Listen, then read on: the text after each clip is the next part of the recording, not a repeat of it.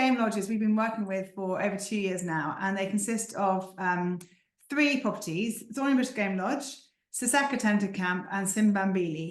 And in June last year, we also developed Kamara House, which is a 3-bedroom exclusive use house as part of Thornybush Game Lodge as well. So they are located in a Thornybush Conservancy, which borders the Greater Kruger National Park. And the game viewing here is just off the scale. I think the combination, if your clients are ever going to go to Africa once, then they really have to go to this area, because it's just unbeatable in terms of style of lodges, quality of service, food, wine, and game viewing is just amazing. And that's coming from me, and my heart really lies in East Africa. I shouldn't say that, but I'm a real East Africa girl. But this area, when we went there 2 years ago, I was just blown away by the density of game you can have and the experience you can have in the Greater Kruger area. Obviously, the guiding is fantastic as well, and the staff and the community engagement is phenomenal as well. So it just is a really safe sell in terms of it just ticks all the boxes. So Thornybush Reserve is, as I say, is part of the Greater Kruger National Park. It borders Simbambili, and it is north of Sabi Sounds, which is where Simbambili, our sister property, is located. About 8 or 9 years ago now, they dropped the fences between the reserve and the Greater Kruger National Park, which has made a phenomenal difference to the game viewing experience. It also has meant that the game itself has got a much larger area, more natural territory from which to call home. We have seen, they've seen a huge increase of elephants coming through. The cats were always quite prolific in this area, but even so, since then, they've seen an increase in cats as well. They've got a great story of when they took the fences down, that the elephants came back one day and the fences were no longer there, and they actually put their trunk out and were very inquisitive as where the fence had gone. They turned around and actually stuck their back leg out first, because they obviously were very confused as to the day before they had a fence there and the day after they didn't. But yeah, so it's meant that the game viewing in this area has really opened up and is even more phenomenal than it was before. Sabi Sounds in particular, where Simbambili is located, is really well known for leopard sightings. It is, if you've got clients that desperately want to see a leopard, this is where they should be. But we also have a lot of cats in the Thornybush Game Reserve as well as other animals. We've seen wild dog. When I was there last year, I saw a wild dog run right in front of my room on the drive over bed at Saseka. Lots of lion, leopard, elephants. Really is. I mean, you can tick off the big 5. We ticked off the big 5 on our first game drive. It was insane, the density of game there. So starting off with Saseka Tented Camp, this opened about 2.5 years ago and is a tented camp, which is quite unusual in the Kruger area. There's only a couple of tented camps in the area, and it's a really beautiful design. There are 9 tents in total, plus a family little Saseka, which is like a family tent. And the whole design of it is, I always say this is, I shouldn't say it, but it works brilliantly for like honeymoon couples who really want to go to that kind of Instagrammable location. It is utterly beautiful, as you can see by this design. It's really unique. The design of the main area, which is this area here, when the sunlight comes through the kind of filtered roof, it feels like you're kind of sitting under a dappled tree, the way the different light falls on the floor.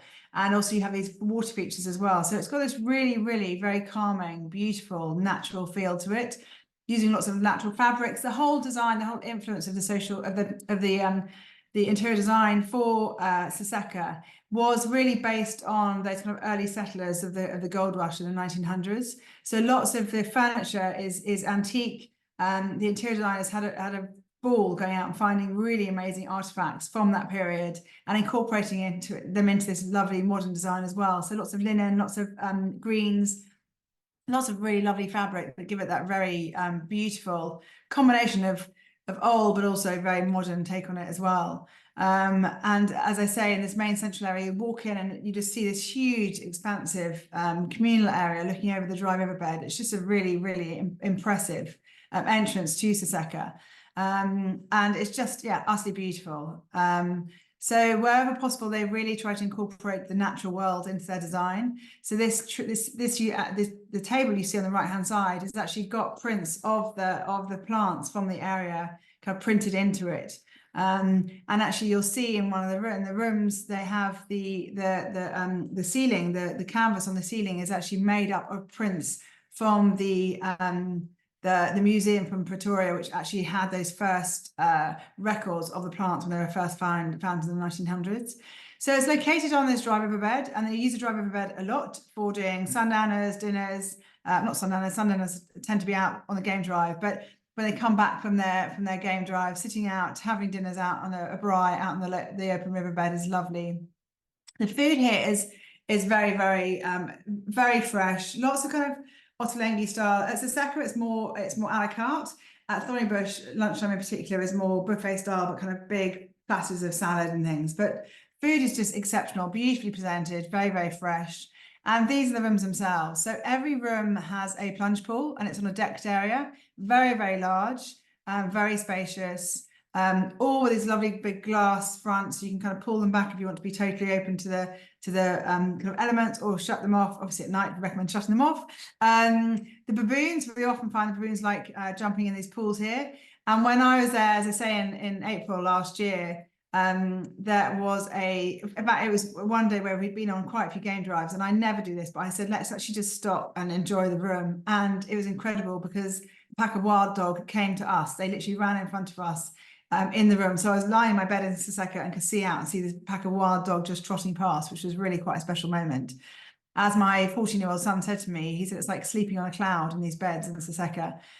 Just utterly beautiful. And you can see here the canvas I mentioned earlier, the fabric with this beautiful prints of the original records of the plants they found in this wider Kruger area.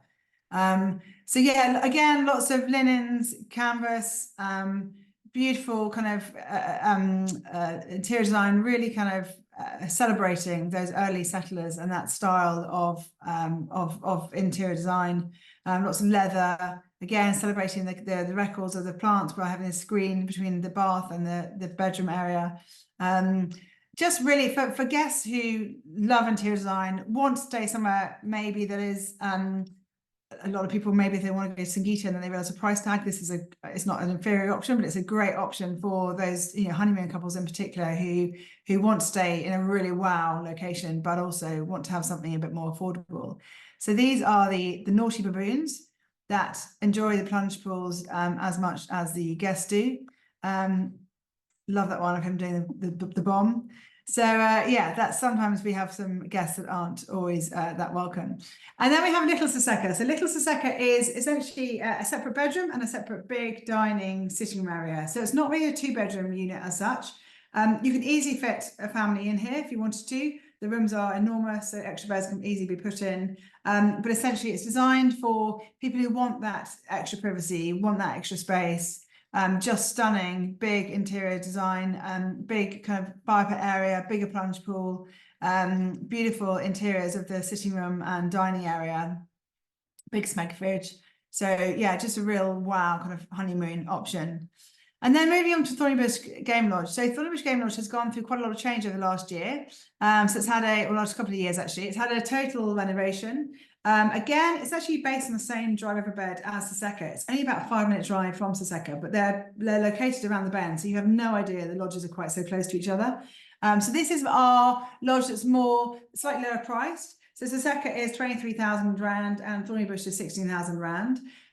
This is much better for families as well. So we have a really good family children's kind of program as well. So we don't accept families at Saseka. We do here at Thornybush Game Lodge. So it is more of a lodge. Again, beautiful views out of the dry riverbed, stunning bar area. And this is our lounge area as well, which is really good, particularly for winters, because you can completely close it off and you have a roaring fire. So it's really cozy in winter as well. And a lot of these, again, celebrating their area by having some beautiful artifacts in there. And the rooms themselves. So there are 16 thatched rooms in total. And they've been designed, they were renovated a couple of years ago, and they've got this very cool fabric, which is just brings it into a really kind of modern, contemporary feel. But they have retained that lovely location, that feel of being totally immersed in the bush, and being all about the game experience. So in terms of our children, we have a children's program, so they can do various things where they can go out tracking, they can do cookie cutting. There's something, the idea is really when the guests come back, they go on safari with their parents. When the guests come back and the parents are relaxing, the kids are taken off and doing different activities done with them. So it gives the parents a bit of a break.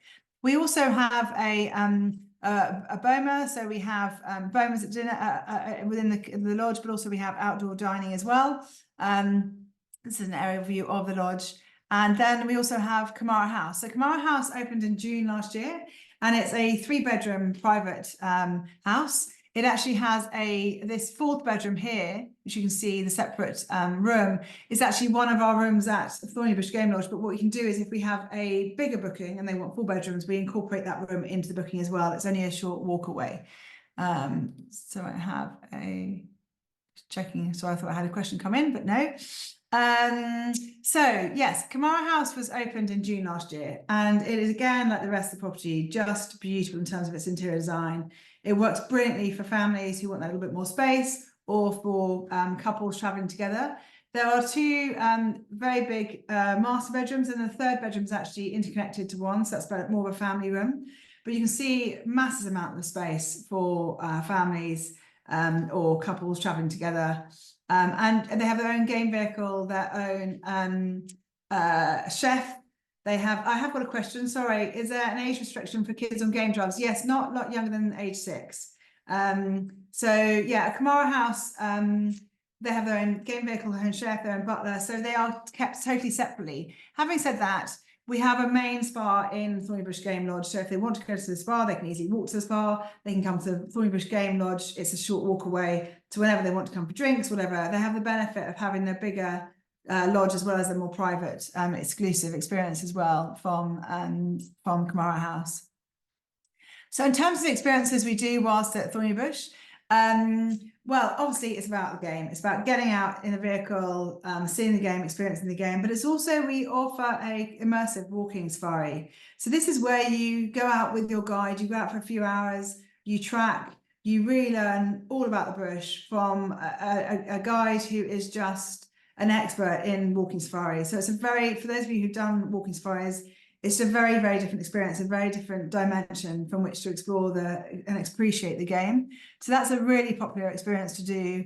We also have, this is lovely for family groups or for honeymoons or for kind of milestones or even just for a holiday. We also offer a safari photo shoot. So that's a really nice addition to do. So for guests who are, enjoying a milestone birthday or something like this, it's a really nice added extra that guests can do. So moving on to Simbambili. So Simbambili is our sister property in the Sabi Sands. And as I mentioned before, the Sabi Sands is really well known for leopard. We actually had an agent who went down there and saw 7 different leopard in one game drive. So it is just leopard central down there. It's incredible. It twins really nicely with Thornybush Game Lodge because it feels like it's a totally different vibe, very different feel, and it's only a short flight away, or it's a longer, more bumpy ride. Most guests actually connect by flying between the 2. Simbambili is we're about to close it, and it's about to undergo a huge renovation, reopening again on the 17th of June. So I'll have to do another webinar in a few months' time once I've got new images. So a lot of these you're going to have to ignore, but essentially they're retaining the core of it. And what won't change is the game experience. So this is actually one of the leopards during COVID. They were very clever. A mother leopard brought her cubs into this. Actually, on the left-hand side is the manager's house. It's a manager's shower. So she actually brought her cubs into the bathroom of the manager's house, which is very clever because no predators are going to come in and try and get them there. So leopards are really kind of in and around the lodge. This was also a sighting. This is one of our decks. So each of the rooms have their own deck. This leopard obviously decided to make himself very comfortable and like the look of it, and just hung out on the deck for quite a while, which was quite exciting for the guests who were in the room, enjoying it from the safety of their room. But yeah, also a lot of rhino as well. So the game experience here is just absolutely phenomenal. This is our big lounge area. So it's only 9 rooms. Again, it's a small lodge. It overlooks this big water hole, which always has Ellies on it. And the whole sunken lounge area here is about to be redone. But essentially, there's always game on that water hole. That's a classic shot over lunch of having the elephants just come down and drink from the water hole. But then we also have our boma. We do picnics. We have beautiful big rooms. All the rooms have got decks and they have private plunge pools. So they're very private. What we are doing as part of our big renovation is we're actually building a communal pool as well, which would be really nice, and a bigger spa area. So there's quite a few changes happening to Simbambili. They never sit still, these guys. They're always doing something. So this is our honeymoon suite, which actually with prices the same as the other suite. We tend to, if we do get families, maybe put them in here.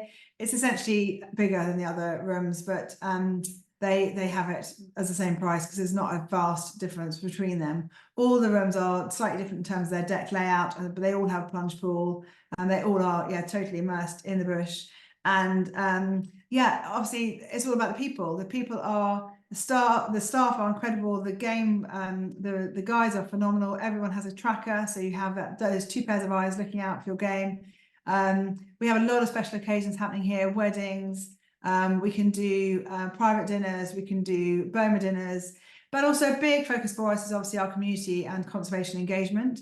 We're members of the Long Run, and we also are very transparent in terms of our sustainability work and how guests can get involved with them. So particularly in Simbambili, there's some projects that guests can go and visit and get involved with and learn more about. And we actually have a full-time community and conservation officer who is really looking at expanding those programs and how the guests can actually learn more and see the behind the scenes. All of our properties now have solar power. We're not 100% solar generated yet. We are nearly there.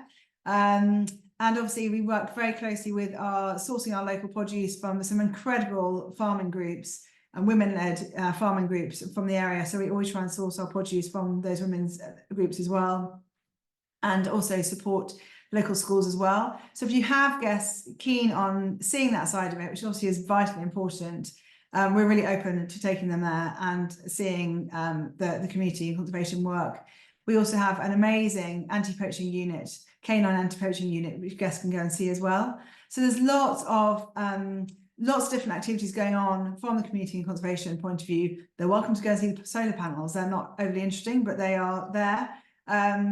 So yeah, they're welcome to go and get involved with that and go and see as much as they like. So that is the end of the presentation. I am just going to see if I've got any questions. Gym's also popular. Very good question, Catherine. Yes, we do have a gym in. We're building a gym in Simbambili as part of the renovation, and we do have a gym. In fact, I haven't included this is JB's presentation. There wasn't a picture of our gym and spa in Thornybush Game Lodge, but essentially, whilst we were building Kamara House last year, they built a really big spa and gym area, which is essentially between Saseka Tented Camp and Thornybush Game Lodge. So both guests from both properties can go and enjoy it and do it. So in guests in Little Saseka is so essentially 1 bedroom and then 1 separate lounge sitting room area. So we tend not to have children in Saseka. We can fit an extra bed in there, but essentially Little Saseka is more of a kind of premium upgrade. So for guests who want that extra exclusivity and privacy and private game viewing and private team of staff looking after them, that is what Little Saseka works best for. Most families would go into Thornybush Game Lodge because we can fit families in much better there. I hope that makes sense. So I think I have answered all the questions. We've got some really beautiful promotional films as well, which I'll send on to you and share with you. And I'll also send you the link to the Africa Hub pages for each of the properties, because that's really useful. You've got testimonials on there and a copy of the recording, the webinar recording as well. So I think, yes, very good point, Wilma. Transfers. So to get there, you fly into Hoedspruit Airport. It's about a 55-minute flight from Johannesburg Airport, and then to transfer from Hoedspruit through to the Thornybush Game Lodge, it's about a 30-minute drive. We don't actually do our own airport transfers. We can help, we can definitely book them, but it is outsourced to a third-party transfer company that most of the lodges in that area use. But you can book them all through our reservations team. We have a landing strip right nearby, and so you'd definitely be able to land a helicopter on there as well. So yeah, you could do helicopters, but we also have a landing strip right nearby Thornybush Game Lodge. Hopefully that is all the questions. So if you do have any more questions, do ping me. Are the driving concessions shared with any other camps? Yes, Thornybush Game Reserve is not a private concession, so yes, it is shared with other camps, but most of the other camps are in the southern part of Thornybush. We are in the northern part. So Royal Malawan, they're down south. We also have Senandela. We have oh, I've forgotten the name of the other one. There aren't many properties in the Thornybush Game Reserve though, so it is quite a quiet reserve. Which it was always known as not such a good game viewing reserve, maybe because it didn't have as many properties, and also the properties it had were more kind of lower price properties. But since COVID, a lot of those properties are either shut or they've been upgraded. So we have fewer properties in the reserve, and they are more of a kind of premium offering. So they tend to be smaller as well. So we don't have huge numbers of cars driving around the area. I will send on the contact details of the reservations and marketing team. No problem. I will forward that on to you. No problem.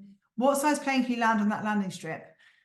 Well, it's quite a long landing strip and it's a tar one, so I should imagine probably quite a big one. But I'm not really sorry, that doesn't really help. I'm not an expert, but I can definitely find out. And Lynn, I will forward that on. I'll forward it on as part of our follow-up. I will ping the team a message right now and find out what the largest aeroplane is that we can land on that landing strip.